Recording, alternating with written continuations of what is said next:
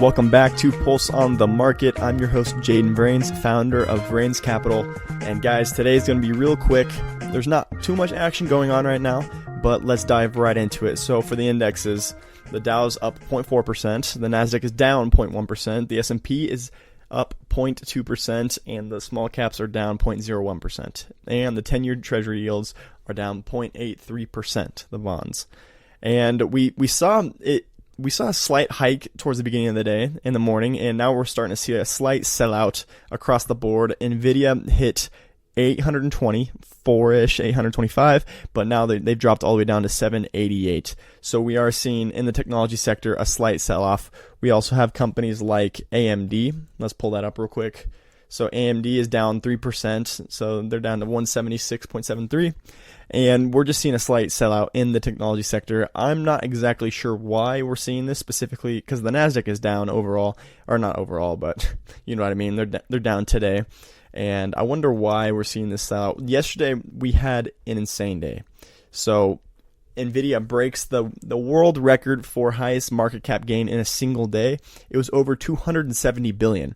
So we recently saw that Meta had that record. They got over 200 billion, but NVIDIA surpassed that dramatically. They surpassed 270 billion in just a single day. That is very impressive. And that really fueled the market rally of yesterday. So the S&P and Nasdaq were seeing their largest gains in a year. That's impressive. And so NVIDIA stock surged 16%. It was estimated based off a good earnings report or a bad earnings report that it was going to sway around 11% either direction, but we exceeded that and it went up 16%. So today I did a little scalp play at the beginning of the open. I didn't buy too much of it, but then I sold it probably $10 higher. So just had a quick scalp, a quick gain right there. I knew that it was going to go up at the beginning of the market, but then I saw it start to drop and I didn't like the way it was trading. Just the lines of resistance weren't there, especially on the upside, and it just kept dropping lower and lower and lower. So I sold it. Still made around $10 a share. Can't complain, but I'll probably get back in there pretty soon here with NVIDIA. Reddit files for IPO. Reddit's the social media company, and props to them for going public. Their sales are up 20% year over year to 804 million, but they still have a net loss of 90 million. It is very difficult for social media companies such as Reddit or Snapchat to become profitable, and especially for a newer company like Reddit, they're going public. We're not expecting them to be net positive as of right now, but they definitely have the potential to do that. So the U.S., a little bit of news for the U.S. is the private moon landing. I did not know that this was even happening. This is my fault. I should be more in the loop, especially with this kind of news. So there was a private U.S. lunar lander, and it was developed by Intuitive Machines, and which is the ticker LUNR, and it successfully touched down on the moon. This is the first time we've had an American moon landing in over 50 years, which is really surprising to me, because we were able to do it over 50 years ago with, apparently the computing power of something less than the iPhone, which is crazy to think about.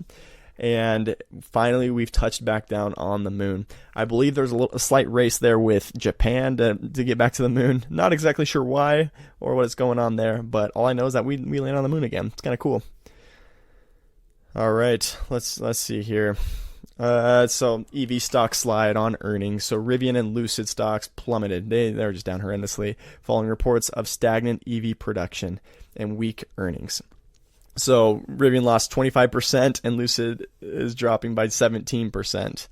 Oof, that is tough. The EV market has been doing horrendously, and even companies that were super dominant, like Tesla's now passing the torch on to NVIDIA, and yeah, it's just not a good look. So they're down only 1.18% Tesla, but the EV market in general has been doing treacherously. It is not a good look. Let's take a look at Rivian right now. Let's pull that up. Oops, I totally typed that in wrong. Hold up. Sorry, guys. Man, I should already have this. So Rivian, they're down 10% to $10 a share. Yikes, they got clobbered. All right, another stock that got just wrecked was Mercado Libre out of South America. And they are down $234 a share. That's almost 13%. So they just got clobbered. Their earnings So they were estimating 7.095, and they reported 3.25. That is minus 54% from the estimate. That's a surprise, and that is not a good look for investors. Although their revenue was slightly above average. I mean, they were estimating 4.14, and they reported 4.261. So we saw a $120 million increase from the estimate, which is around 3%. But it just was not enough, and the forward guidance was not enough, and the stock is crumbling. So they're down $237 a share. If you owned MELI, which is the stock ticker MELI, Mercado Libre, then you took a hit today. That is unfortunate. All right, let's see here. Nike seems to be going against the waves always, at least from what I've seen. Yesterday they were down. Surprisingly, believe it or not, they were down in that huge rally that was going on yesterday, and today they're up. They're up almost 1%, but they just want to go against the market. Nike's going to do what Nike wants to do. And let's take a look here. So yeah, it's SMCI, especially with NVDA starting to go down, it just crumbled today, so it's down 13%. SMCI is such a risky investment, especially if you don't have a long-term thesis on SMCI. You are going to get clobbered because it goes up one day and then it just rockets down, and then it goes up and down and up and down, and it is just, yeah, it's heart-wrenching, especially if you're trying to play just quick plays. Yeah, you can make a quick, like, easy money if you ride it up, but it can immediately turn around, reverse, and you just lose thousands. So it is a very scary stock to trade in. If you don't have a long-term thesis on it, where you're bullish on it long-term and you want to hold it for a year, for 5 years, then yes, it has been performing exceptionally for you then. All right, so let's take a look here. I think that's it for the, let's see here. For the earnings report, yeah, Intuit released their earnings. The revenue was up 11% year over year to $3.39 billion. So they missed the estimate by only $4 million, so barely at all. And their EPS was $2.63, which is 20% year over year. So they beat it by $0.33 per share. So that's good news for Intuit. Booking Holdings, their revenue was $4.78 billion, and they beat the estimate by $76 million. And that is an 18% year over year increase. And the EPS of $32 is a 30% increase year over year, so they beat that by 2.14. An EPS of $32 is crazy. So that is a very high EPS. Booking Holding, so they are actually worth, their stock is very, very expensive. Let's pull that up here to see what it's at right now. So it's, $3,545. So it is down quite a bit today as well, down 9% to $3,500, and it was at almost, I think it was at 4,000 at one point. Yes. So I think they broke past 4,000, and so that is a very expensive stock. I wouldn't be surprised if we saw a split coming up here. I don't know exactly when, but it would make sense because that is very, very pricey. All right, let's see anything else. Block had their earnings, so their EPS was up 104% year over year, which is impressive. So they reported 0.45, and so they missed it by 0.14. But still, year over year, they are doing quite exceptionally. And the stock, I mean, I think their guidance was good as well, and they're up 17% today. So they're at $80 a share. So they saw a pretty high increase. At one point, they're at around $83, $84 a share. But just like the rest of the market, we're seeing a slight sell out around the board. But props to SQ for the growth year over year. I'm a big fan of that. So Warner Bros. Discovery, they're not doing so well. So the revenue was $10 billion. That's still an impressive number, but they're down 6.58% year over year. They missed it by $86 million, and their EPS is negative 0.16. So they missed it by 0.10. Negative 0.06 was the estimate.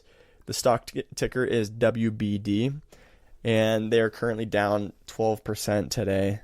As expected, not the best earnings report, and especially with a company like Warner Bros. That it's still in the negatives. That's just not a very good look for the program. It's just not very good. And I'm not really a big fan of their estimates going forward, their forward earnings. So we're just not seeing a very big increase. The revenue is almost flat, barely increasing at all. And so this is a non-growth company that I would not be looking at personally. All right, upcoming earnings, we got Workday, Lowe's, Bank of Montreal.